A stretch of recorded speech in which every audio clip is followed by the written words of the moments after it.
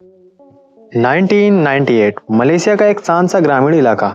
लोग अपनी रोजमर्रा की जिंदगी जी रहे थे। तभी कुछ लोगों को तेज बुखार हुआ, सर दर्द, उल्टी, अजीब सा चक्कर। शुरुआत में किसी ने इसे गंभीर नहीं माना, लेकिन फिर पेशेंट्स की मेंटल स्टेट बदलने लगी। उन्हें कंफ्यूजन होने लगा, उनका बैलेंस खोने लगा और कुछ ही दिनों में सीजर्स, कोमा और मौत। डॉक्टर्स हैरान थे। ये ना डेंगू था, न जैपनीज एन्सेफलाइटिस, ना कोई जाना पहचाना पैथोजन। डिटेल्ड इन्वेस्टिगेशन के बाद एक नए वायरस की पहचान हुई, Nipah virus. Deadly Nipah virus. Nipah virus. अगर हम सच में इस वायरस की कहानी को समझना चाहते हैं तो हमें आंखों से नहीं, माइक्रोस्कोप से देखना होगा, क्योंकि निपाह वायरस नजर नहीं आता। वो हवा में शोर नहीं करता, वो दरवाजा नॉक नहीं करता, वो सिर्फ एंटर करता है चुपचाप। निपाह वायरस एक single stranded negative sense RNA virus है। इसका जीनोम लगभग 18.2 किलोबेसिस लंबा होता है। नेगेटिव सेंस का मतलब क्या है? इसका मतलब है वायरस के जेनेटिक मटेरियल डायरेक्टली प्रोटीन से नहीं बनते हैं। उसे होस्ट सेल के अंदर जाकर पहले अपना आरएनए को कॉम्प्लीमेंट्री पॉजिटिव सेंस फॉर्म में कन्वर्ट करना होता है। ये कन्वर्जन वायरल पॉलीमराइज एंजाइम करता है और यहीं से शुरू होती है रेप्लिकेशन की कहानी। वायरस के अंदर एक न्यूक्लियोप्लासिड होता है जिसमें एन प्रोटीन वायरल आरएनए को टाइटली पैक करते हैं। फिर आता है प्री प्रोटीन जो रेप्लिकेशन कॉम्प्लेक्स को स्टेबलाइज करता है। एल प्रोटीन ये viral RNA dependent RNA polymerase है। यही एंजाइम जीनोम कॉपी करता है। एम प्रोटीन यानी मैट्रिक्स प्रोटीन ये वायरस असेंबली का आर्किटेक्ट है। होस्ट सेल मेम्ब्रेन के पास नए वायरस को ऑर्गेनाइज करता है। और फिर सबसे क्रिटिकल कंपोनेंट जी ग्लाइकोप्रोटीन और एफ ग्लाइकोप्रोटीन, ये दोनों वायरस के सरफेस पर एम्बेडेड होते हैं। हर सेल के सरफेस पर रिसेप्टर्स होते हैं। निपाह वायरस स्पेशली एफ्रिन B2 और एफ्रिन B3 पर टारगेट करता है। ये receptors brain, endothelial tissues, respiratory tract में एबंडेंट होते हैं। हर सेल के सरफेस पर रिसेप्टर्स होते हैं।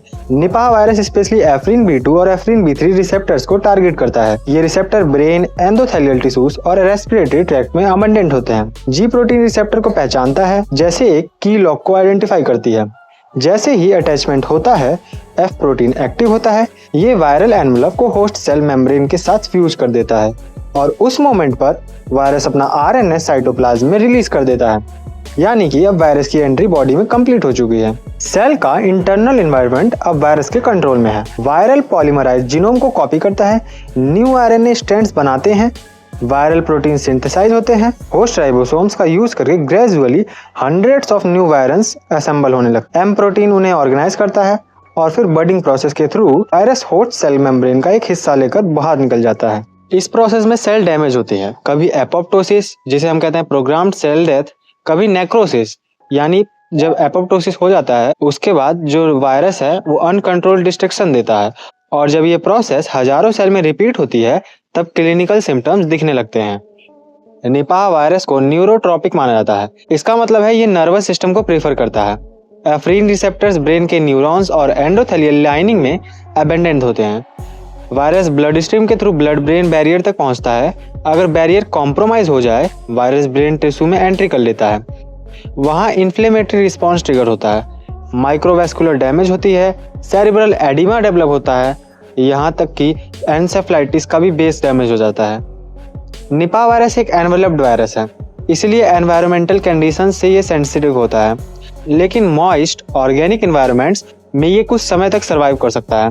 इसलिए कंटामिनेटेड फ्रूट्स या बॉडीली फ्लूइड्स ट्रांसमिशन चेन का पार्ट बन सकते हैं। फ्रूट बैट्स इकोसिस्टम में पॉलिनेशन और सीड डिस्पर्सल के लिए एक्सट्रीमली इंपॉर्टेंट होते हैं, लेकिन वही बैट्स निपाह वायरस के नेचुरल होस्ट भी हैं। उनके इम्यून सिस्टम ने वायरस के साथ एक इवोल्यूशनरी इक्विलिब्रियम बना लिया है, इसलिए बैट्स में सीवियर डिसीज नहीं होती है। लेकिन जब हैबिटेट डिस्ट्रक्शन होता है, फॉरेस्ट कटते हैं, फार्म्स एक्सपेंड होते हैं, तब बैट्स और ह्यूमंस के बीच का फिजिकल डिस्टेंस कम हो जाता है। यही जूनोटिक स्पिल ओवर का स्टेज होता है। मलेशिया में पिग्स इंटरमीडियरी होस्ट बने। वायरस पिग्स में एम्पलीफाई हुआ। हाई डेंसिटी फार्मिंग कंडीशन ने ट्रांसमिशन एक्सेलरेट किया। बांग्लादेश में पैटर्न अलग था, यहाँ direct bat to human transmission हुआ। Open date palm sap containers रात भर लटके रहते थे, बैट्स उन्हें कंटामिनेट कर देते थे, सुबह वही सैप लोग पीते थे और ट्रांसमिशन का साइकिल कंप्लीट हो जाता था। आइए अब जानते हैं निपाह वायरस के लक्षण के बारे में। तो पहले 5 दिनों में आपको mild fever, headache, muscle pain, general malice होगा। डे 5 से लेकर डे 8 तक ये जो लक्षण है थोड़े से और सीवियर होने लगेंगे। आपको न्यूरोलॉजिकल इन्वॉल्वमेंट होगी, यानी कि आपका ब्रेन काम करना बंद करेगा। डिजीनेस होगी, आपको चक्कर आने लगेंगे। वॉमिटिंग, आपको उल्टी आएगी। ब्लर्ड विजन, आपकी विजन जो है ब्लरी ब्लरी सी होगी, यानी आपको धुंधला दिखने लगेगा। मेंटल कंफ्यूजन, आपको पता ही नहीं होगा कि आप कहाँ हैं, किस स्टेट में हैं। 10वें दिन तक आपको सीवियर एंसेफेलाइटिस हो जाएगा, यानी आपको मिर्गी आने लगेगी। सीजर्स आने लगेंगे, आपको झटके लगने लगेंगे। डिसोरिएंटेशन, आप ठीक से खड़ा नहीं हो पाएंगे, आप चल नहीं पाएंगे। अनरिस्पॉन्सिवनेस, यानी आपके पास क्या हो रहा है आपको कुछ पता ही नहीं रहेगा। कुछ पेशेंट्स में एक्यूट रेस्पिरेटरी डिस्ट्रेस भी डेवलप होता है, मतलब उनको सांस लेने में भी प्रॉब्लम होती है, उनके लंग्स में भी प्रॉब्लम होती है। ब्रेन एमआरआई स्कैन्स में डिफ्यूज इन्फ्लेमेशन देखी गई है। ऑटोप्सी रिपोर्ट्स ने वाइड स्प्रेड वेसिकुलिटिस और न्यूरोनल डैमेज कंफर्म किया है। मॉर्टेलिटी रेट्स 40 से 75% है, यानी इसका मृत्यु दर 40 से 75% है। सर्वाइवर्स में भी long term neurological complications possible हैं, यानी ऐसा नहीं है कि अगर आप इस वायरस से बच जाते हैं तो आप पूरी तरह से ठीक हो जाएंगे, उसके बाद भी आपको ब्रेन से रिलेटेड प्रॉब्लम्स फेस करनी पड़ेंगी। इस वायरस का आउटब्रेक डिटेक्शन कभी भी लेबोरेटरी से शुरू ही नहीं होता है, वो शुरू होता है ऑब्जर्वेशन से। जब एक ही रीजन में मल्टीपल पेशेंट्स एक्यूट इंसेफेलाइटिस के साथ रिपोर्ट होते हैं, जब उनमें कॉमन एक्सपोजर हिस्ट्री मिलती है, जब सिम्टम्स रैपिडली डिटेरियोरेट करते हैं, तब एपिडेमियोलॉजिस्ट अलर्ट हो जाते हैं। फील्ड सर्विलियंस टीम एक्टिव होती है। इंटीग्रेटेड डिजीज सर्विलियंस प्रोग्राम यानी IDSP सस्पेक्टेड क्लस्टर्स को मॉनिटर करती है। निपाह वायरस कोई आम पैथोजन नहीं है, इसका सैंपल हैंडल करना भी एक रिस्क है, इसलिए टेस्टिंग सिर्फ हाई कंटामिनेटेड लेबोरेटरीज में होती है, जिसमें BSL-4 फैसिलिटीज होती हैं। यहाँ साइंटिस्ट पॉजिटिव प्रेशर सूट्स पहने हुए रहते हैं, एयर सप्लाई कंट्रोल होती है, नेगेटिव प्रेशर चेम्बर्स वायरस को बाहर जाने से रोकता है। निपाह वायरस में आपके ब्लड का सैंपल लिया जाता है, थ्रोट का स्वैब लिया जाता है, सेरिब्रोस्पाइनल फ्लूइड लिया जाता है, जिसको केयरफुली कलेक्ट किया जाता है। फिर शुरू होती है RT-PCR टेस्ट। RT-PCR मतलब reverse transcription polymerase chain reaction. ये टेक्निक वायरल RNA को डिटेक्ट करती है। अगर वायरल जेनेटिक सीक्वेंस एम्पलीफाई होता है तो स्क्रीन पर एक लाइन अपीयर होती है, यानी कि आप निपाह वायरस पॉजिटिव हैं। इसी एक लाइन का मतलब होता है आउटब्रेक ऑफिशियली कंफर्म हो चुका है। जीनोम सीक्वेंसिंग भी की जा सकती है ताकि स्ट्रेन आइडेंटिफाई हो और म्यूटेशन पैटर्न समझा जा सके। इंडिया में national institute of virology Pune इस प्रक्रिया का केंद्र है। कन्फर्मेशन के तुरंत बाद सबसे बड़ा सवाल होता है कितने लोग कांटेक्ट में आए। एक इन्फेक्टेड पेशेंट के आसपास कितने लोग, family members, health care workers, को पैसेंजर्स, कॉन्टैक्ट ट्रेसिंग टीम्स हर एक नाम लिखती है। हर एक इंटरेक्शन को टाइमलाइन पर मैप किया जाता है। प्राइमरी कॉन्टैक्ट, सेकेंडरी कॉन्टैक्ट्स, हर व्यक्ति को 21 दिन तक मॉनिटर किया जाता है। डेली टेम्परेचर चेक किया जाता है, सिम्टम्स को ट्रैक किया जाता है। होम आइसोलेशन या इंस्टीट्यूशनल क्वारंटीन में उसको रखा जाता है। हॉस्पिटल्स तुरंत इन्फेक्शन कंट्रोल मोड में चले जाते हैं। आइसोलेशन वार्ड्स क्रिएट किए जाते हैं। PPE यानी पर्सनल प्रोटेक्टिव इक्विपमेंट मैंडेटरी हो जाता है। N95 mask, face shields, double gloves, full body suits. Health care workers को स्ट्रिक्ट डोनिंग और डोफिंग ट्रेनिंग दी जाती है, क्योंकि एक छोटी सी भी लापरवाही ट्रांसमिशन चेन शुरू कर सकती है।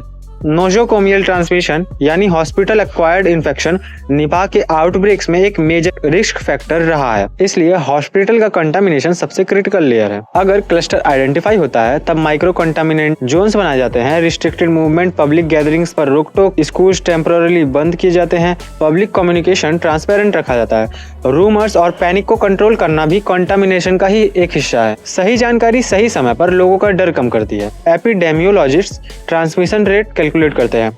रिप्रोडक्शन नंबर एस्टिमेट किया जाता है। आउटब्रेक कर्व प्लॉट होती है, केस राइज हो रहे हैं या फ्लैटन हो रहे हैं। हर नए केस के साथ एक मॉडल अपडेट होता है। ये सिर्फ मेडिसिन नहीं है, ये मैथमेटिक्स, सर्विलियंस और लॉजिस्टिक्स का कॉम्बिनेशन है। 2018 में केरला में एक यंग पेशेंट को हाई फीवर और सीवियर एंसेफेलाइटिस के साथ हॉस्पिटल में एडमिट किया जाता है। इनिशियली डॉक्टर्स अनश्योर थे, लेकिन सिम्टम्स अनयूजुअल थे। Rapid deterioration, neurological decline. Sample NIV Pune भेजा गया। Reports I positive for Nipah virus. इस मोमेंट के बाद सब कुछ बदल गया। जैसे ही कंफर्मेशन हुआ, केरला स्टेट हेल्थ डिपार्टमेंट ने तुरंत रैपिड रिस्पांस टीम एक्टिव की। ये टीम एपिडेमियोलॉजिस्ट, वायरोलॉजिस्ट, क्लिनिशियंस और फील्ड ऑफिसर्स का कॉम्बिनेशन था। उनका पहला ऑब्जेक्टिव था इंडेक्स केस की मूवमेंट हिस्ट्री रिकंस्ट्रक्ट करना। कहाँ गया था, किससे मिला था, किस हॉस्पिटल में एडमिट हुआ था, हर एक डिटेल टाइमलाइन पर मैप की गई। इस आउटब्रेक में 2000 से अधिक कॉन्टेक्ट्स आइडेंटिफाई किए गए थे। उन्हें कैटेगरीज में डिवाइड किया गया। हाई रिस्क कॉन्टैक्ट यानी जो डायरेक्टली पेशेंट के कॉन्टैक्ट में थे, लो रिस्क कॉन्टैक्ट्स यानी जिन्होंने लिमिटेड इंटरेक्शन किया था। हर कॉन्टैक्ट को 21 डेज तक मॉनिटर किया गया। Daily phone calls, physical visits, temperature logging, अगर किसी में माइल्ड सिम्टम भी दिखा तुरंत आइसोलेशन। ये एक इनविजिबल सर्विलियंस वेब था जो वायरस से भी तेज चल रहा था। केरला ने डेडिकेटेड आइसोलेशन वार्ड्स एस्टेब्लिश किए, strict infection control protocols follow किए गए, negative pressure rooms, PPE mandatory हो गया, separate entry exit routes, biomedical waste strict disposal. Health care workers को स्पेशल ट्रेनिंग दी गई। डोफिंग यानी पीपीई उतारने का प्रोसेस सबसे ज्यादा रिस्की फेस होता है। एक छोटी सी गलती इन्फेक्शन को बढ़ा सकती थी, इसलिए ड्रिल्स कंडक्ट की गई, मॉक एक्सरसाइजेस हुई। Indian council of medical research ICMR ने टेक्निकल गाइडेंस प्रोवाइड की। नेशनल इंस्टीट्यूट ऑफ वायरोलॉजी ने रैपिड RT-PCR टेस्टिंग और जीनोमिक कन्फर्मेशंस की। Field samples fast track transport किए गए। जीनोम सीक्वेंसेस से स्ट्रेन आइडेंटिफाई हुआ जो बांग्लादेश लीनिएज से मिलता जुलता है। इससे एपिडेमियोलॉजिकल मैपिंग में मदद मिली। आउटब्रेक के दौरान मिस इन्फॉर्मेशन सबसे बड़ा रिस्क होता है। केरला गवर्नमेंट ने डेली प्रेस ब्रीफिंग्स स्टार्ट की, क्लियर ट्रांसपेरेंट अपडेट्स दिए गए, रूमर्स को एक्टिवली काउंटर किया गया, हेल्पलाइन नंबर लॉन्च किए गए, कम्युनिटी वॉलंटियर्स को एंगेज किया गया। पब्लिक ट्रस्ट बिल्ड करना कंटामिनेशन का एक एसेंशियल पिलर होता है। अफेक्टेड एरियाज को माइक्रो कंटामिनेशन जोन डिक्लेयर कर दिया गया, मूवमेंट रिस्ट्रिक्शंस लगा दी गई, पब्लिक गैदरिंग्स पर टेम्पररीली बैन कर दिया गया, स्कूल्स और कॉलेजेस को टेम्पररीली क्लोज कर दिया गया। Essential supplies door step deliver की गई ताकि लोग घर से बाहर ना निकलें। ये टारगेटेड कंटामिनेशन जोन्स में था। आइसोलेशन का साइकोलॉजिकल इम्पैक्ट होता है, इसलिए केरला ने काउंसलिंग सपोर्ट भी प्रोवाइड की। फैमिलीज को रेगुलर अपडेट्स दिए गए। रिकवर्ड पेशेंट्स को स्टिग्मा से बचाने के लिए अवेयरनेस कैंपेन्स चलाए। ये सिर्फ मेडिकल बैटल नहीं थी, ये सोशल रेजिलियंस की भी परीक्षा थी। WHO ने केरला के रिस्पॉन्स को अप्रिशिएट किया। इसे एक मॉडल माना गया कि लिमिटेड रिसोर्सेज के बावजूद डिसिप्लिन्ड गवर्नेंस कैसे आउटब्रेक कंटामिनेट कर सकता है। इंडिया ने बाद में सर्विलियंस नेटवर्क और स्ट्रेंथन किया। निपाह आउटब्रेक ने भारत को एक लेसन भी दिया कि प्रिपेयर्डनेस एक लग्जरी नहीं, एक नेसेसिटी है। Rapid action, scientific coordination, community cooperation, इन 3 पिलर्स ने मिलकर एक पोटेंशियल डिजास्टर को लिमिटेड क्लस्टर तक सीमित रखा और ये साबित किया कि जब सिस्टम और साइंस साथ काम करते हैं तब एक इनविजिबल वायरस भी रोका जा सकता है। निपाह वायरस के लिए अब तक कोई fully approved antiviral drug available नहीं है। इसका मतलब ये है कि ट्रीटमेंट वायरस को डायरेक्टली मारने के लिए नहीं बल्कि बॉडी को सपोर्ट करने के लिए दिया जाता है। सीवियर केसेस में mechanical ventilation, intravenous fluids, electrolyte balance monitoring, anti convulsant drugs, intensive neurological observations दी जाती हैं।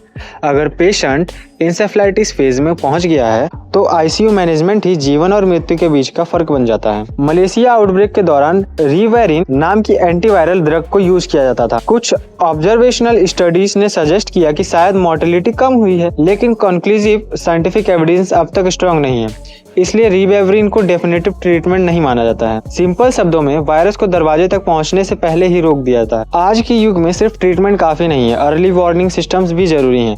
Wildlife surveillance programmes bats के सीरम सैंपल्स टेस्ट करते हैं, एनवायरमेंटल सैम्पलिंग होती है, हॉस्पिटल सेंटिनल सर्विलियंस मेंटेन करता है। ये सब मिलकर एक इनविजिबल शील्ड क्रिएट करते हैं जो आउटब्रेक को डिटेक्ट करता है फैलने से पहले। साइंस चुप नहीं बैठती है, लेबोरेटरीज में दिन रात रिसर्च हो रही है। माइक्रोस्कोप्स के नीचे जीनोम सीक्वेंसेस के अंदर एक रेस चल रही है। वायरस म्यूटेट करने की कोशिश करता है, साइंस उसे समझने की कोशिश करता है। ये एक साइलेंट वॉर है जहां जीत सिर्फ एक दवा से नहीं होती है बल्कि preparedness, research and global unity से मिलती है। आज निपाह के लिए डेफिनेटिव क्योर तो नहीं है, लेकिन कल शायद हो जाएगा, और जब तक वो कल नहीं आता प्रिवेंशन ही सबसे बड़ा वेपन है। निपाह वायरस शायद हेडलाइंस में रोज ना आए, लेकिन यह एक साइलेंट रिमाइंडर है कि ग्लोबल हेल्थ सिक्योरिटी एक कलेक्टिव रिस्पॉन्सिबिलिटी है। एक वायरस जो बैट से शुरू होता है वो इंटरनेशनल पॉलिसीज तक पहुंच जाता है। एक माइक्रोस्कोपिक जीनोम पूरी दुनिया को मोबिलाइज कर सकता है, और शायद इसी में एक पॉजिटिव मैसेज भी छुपा हुआ है कि जब साइंस, गवर्नेंस और सोसाइटी साथ काम करें तब सबसे खामोश संकट को भी रोका जा सकता है। तो ये थी निपाह वायरस की कहानी। एक वायरस जो हमें डराता कम है और सतर्क ज्यादा करता है। एक वायरस जो हमें बताता है कि प्रिवेंशन क्योर से ज्यादा पावरफुल होता है। अगर आपको ये डॉक्यूमेंट्री इंफॉर्मेटिव लगी हो तो इसे शेयर करें, अवेयरनेस बढ़ाएं, क्योंकि नॉलेज ही सबसे बड़ी वैक्सीन है। मिलते हैं अगले एपिसोड में एक और साइंटिफिक